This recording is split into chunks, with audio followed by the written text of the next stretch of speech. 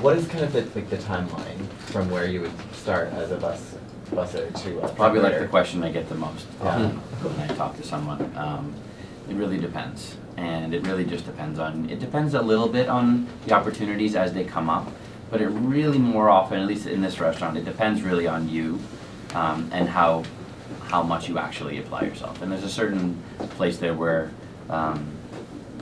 if you know you're trying to grow, you have to put work into it. And not get frustrated when you don't get the promotion the minute you think you deserve it, because you probably don't. If you just thought to yourself, I'm ready to get promoted, you're probably not ready to get promoted yet. And so you need to give yourself time. But you know, the earlier positions tend to jump faster, back waiter to runner, that kind of thing, because those jobs are a little bit more similar.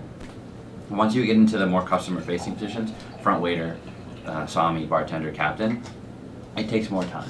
So like if you say what's the fastest somebody's made it from back waiter to captain, I don't know, I think we had a person that did it like in about a year, in a little less than a year, and that was the fastest I've ever seen it happen. And it was a combination of like the minute this person walked onto the floor as a back waiter, he was already answering captain level questions because he was like cramming and studying and learning the information. He had some experience, and the opportunities, the people that needed to leave when he, you know, for him to get promoted were happening, right? So a year is really fast.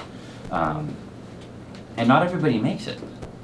That's the other thing too. To get to those jobs, I mean, you know, like in a fine dining restaurant, those captains start making $100,000 a year.